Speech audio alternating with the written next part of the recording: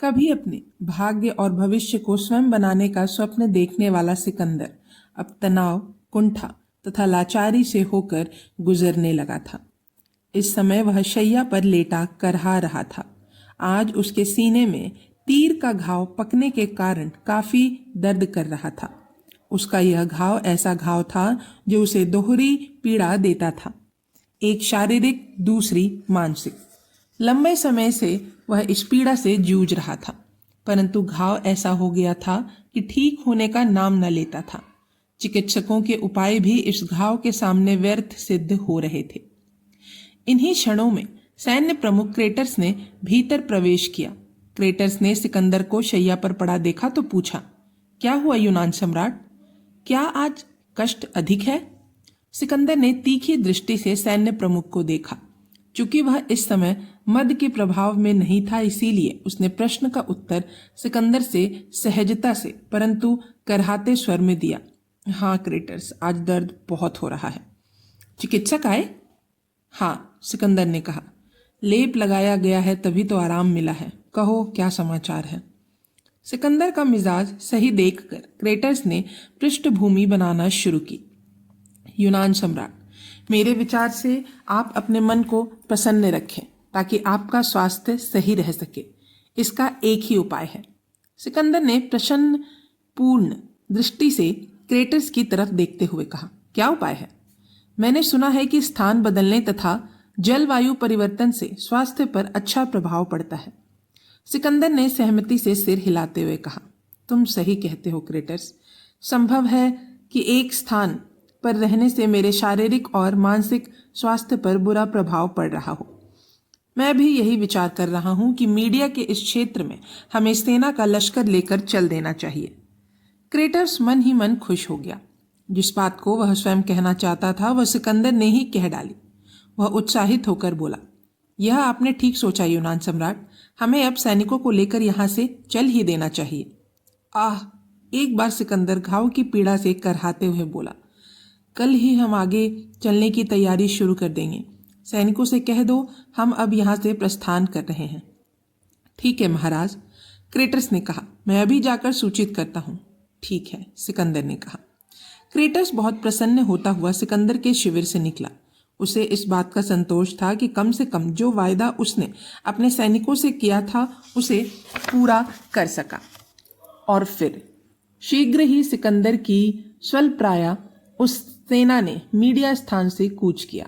सेना का वह कारवां आगे बढ़ना शुरू हुआ।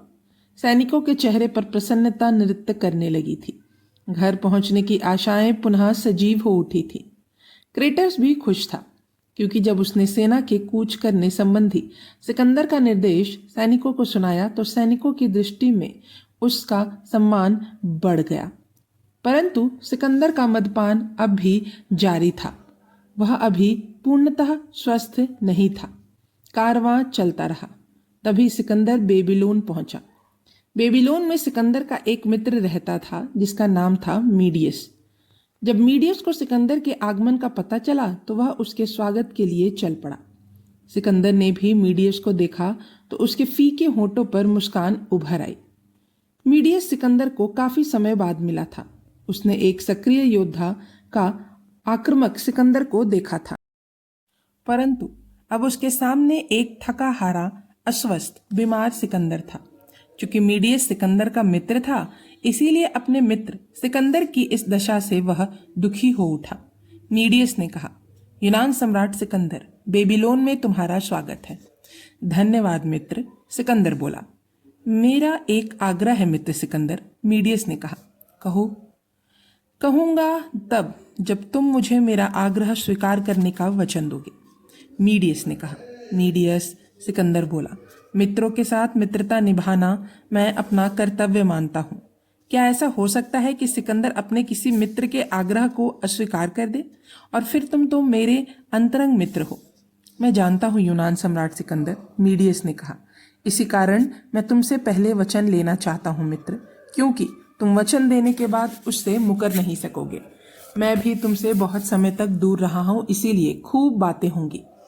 सिकंदर के सूखे होंठ मुस्कुराए। वह बोला, ठीक है, मैं वचन देता हूँ। तो भी मेरा आग्रह यही है कि इसी बेबीलोन में मेरा आदर सत्कार स्वीकार करो और थोड़ा समय बेबीलोन में ही रुक जाओ। ठीक है मीडियस, सिकंदर ने स्वीकृति दे दी। मैं तुम्हारे आग्रह का आदर करते हुए बेबीलोन में ही अपना पड़ाव डाल देता हूँ। तुमने मेरा आग्रह स्वीकार किया, इसके लिए मैं तुम्हारा आभारी हूँ। मेरा धन्यवाद स्वीकार करो, मीडियस बोला। इसमें धन्यवाद का प्रश्न कहाँ पैदा होता है? तुम्हारे आग्रह का स्वीकार करना मेरा फर्ज है, सिकंदर ने कहा। इसके पश्चात दोनों एक बार फिर गले लग गए।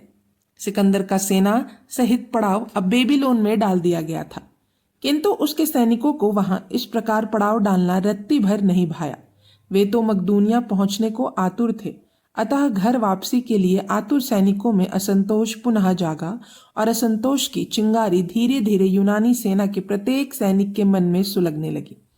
इस बार पैदा हुआ असंतोष ऐसा था जिसके सामने सिकंदर का सैन्य प्रमुख क्रेटस भी विवश नजर आने लगा था। क्रेटस बड़ी विवशता से देख रहा था कि हर सैनिक कुछ भी सुनने को तैयार नहीं है। उस दिन भी सारे यूनानी सैनिक एक जगह एकत्र होकर इसी विषय पर आपस में चर्चा करने में मशगूल थे, जिसमें क्रेटस को भी जाना पड़ा। उसके उपस्थित होते ही एक सैनिक आगे बढ़कर सैनिक अभिवादन करते हुए क्रेटस से बोला, सैन्य प्रमुख, यूनान सम्राट ने लगता है हमें अपना गुलाम ही समझ रखा है कि जब चाहें हम जहां खाना बदोशों की तरह रुक जाएं। जैसे वे हमें हाके वैसे हम चल रहे या रुकते रहे। यूनान सम्राट को ना तो हमारी तकलीफों से कोई मतलब है और ना ही हमारी इच्छाओं से। मीडियस से जब सेना ने प्रस्थान किया था उस समय हमारे मन हर्षित थे कि चलो सम्राट ने हमारी भावनाओं का आदर करते हुए सेना के प्रस्थान का निर्णय किया, किंतु अब वे अपने मित्र मीडियस के आग्रह पर बेबीलोन में ही रुक गए हैं, जबकि हमारी इच्छा है कि हम सीधे मकदूनिया पहुंचें। तभी दूसरा सैनिक आगे बढ़कर बोला, यह हमारे साथ सरासर अन्याय है कि हमें मकदूनिया पहुंचने से बार बार रोका जा रहा है।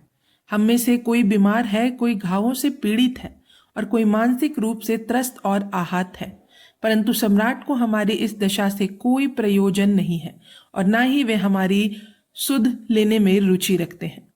तीसरा सैनिक भी उठा। उसने आक्रोश भरे स्वर में कहा, सैन्य प्रमुख क्रेटस, आप हमारी भावनाओं तथा असंतोष के साक्षी हैं। हमारा आपसे निवेदन है कि आप ही कृपया सम्राट के समक्ष हमारी भावनाएं व्यक्त करें कि अब हम और अधिक प्रतीक्षा नहीं कर सकते। सैन्य प्रमुख क्रेटस ने सभी सैनिकों की बातें, उसके विचार तथा मांगों के धैर्य से और ध्यान पूर्वक सुना। उसका चेहरा गंभीर हो उठा। वह सोच रहा था कि यदि उसने सिकंदर के समक्ष सैनिकों की ऐसी बातें रख दी तो कहीं सिकंदर पर कोई विपरीत प्रभाव ना पड़े और वह कहीं ऐसी प्रतिक्रिया ना कर दे कि उससे सैनिक के असंतोष की समस्या और विकराल हो उठे। क्रेटस इस स्थिति से बचना चाहता था। वह नहीं चाहता था कि वह सैनिकों और सिकंदर के मध्य उत्पन्न होने वाले इस विवाद में पड़े, परंतु परिस्थितियां क्रेटस को बलात् उसी तरफ धकेल रही थी। उसे मौन देख सैनिकों ने विनय पूर्वक कहा, सैन्य प्रमुख, हमारी आशाएं मात्र आपसे हैं। आप ही यूनान सम्राट को हमारी मांगे पहुंचा सकते हैं। आप मौन न रहें और हमारी प्रार्थना स्वीकार करते यूनान सम्राट से करें कि हम सैनिक लोग किसी भी दशा में और प्रतीक्षा नहीं कर सकते। आखिरकार क्रेटस को अपना मौन तोड़ना पड़ा। सैनिकों, मैंने तुम सब से एक ही आग्रह किया है कि आप धैर्य का परिचय दें। किंतु तभी बीच में ही एक सैनिक बोल पड़ा, हमने कम धैर्य का परिचय नहीं दिया है सैन्य प्रमुख क्रेटस। हमें यूनान सम्राट के साथ युद्धों में जूझते हुए लंबा समय बीत चुका है। भारत से हमारी वापसी इसी कारण हुई थी कि अब हम बहुत समय से अपने परिवार, अपने देश से दूर थे, किंतु अब हमारा धैर्य जवाब दे चुका है। हमें हर हालत में मकदूनिया लौटना है। यही हमारा प्रस्ताव है, यही हमारी मांग है। सैनिकों की बात सुनकर क्रेटस बड़ी उलझन में पड़ गया। उसकी समझ में नहीं आ रहा था कि मकदूनिया चलने की हट पर अड़े उन सैनिकों को कैसे संतुष्ट करे। अतः क्रेटस को एक बार फिर सैनिकों को आश्वासन देना पड़ा। साथ ही उसने इसके लिए कुछ समय सिकंदर को राजी करने के लिए भी देने के लिए सैनिकों को राजी कर लिया। सैनिकों को क्रेटस पर विश्वास था कि वह उनकी मांगों को सिकंदर तक पहुंचा सकता है और उनके मनोनुकूल निर्णय करवा सकता है, परंतु क्रेटस स्वयं उलझन में था। इस बार वह सिकंदर के समक्ष बेबीलोन से तुरंत प्रस्थान का आग्रह करने में हिचकिचा रहा था। उसे आशंका था कि अपने मित्र मीडियस से मिलने में व्यस्त इस प्रस्ताव को व्यवधान मान सकता है और संभव है कि यह विपरीत प्रतिक्रियावश उस पर भड़क भी जाए। इसी कश्मकश में उलझा क्रेटस अपने शिविर में पहुंच गया। वह महसूस कर रहा था कि सिकंदर और उनके सैनिकों के मध्य कुछ न कुछ गड़बड़ हो सकती है। इसी गंभीर प्रश्न पर विचार करने के लिए वह शिविर में एकांत में जाकर विचार करने लगा था। इसीलिए वह अपने शिविर में जाकर बैठ गया। उसका मस्तिष्क इसी समस्या को हल करने में डूब गया।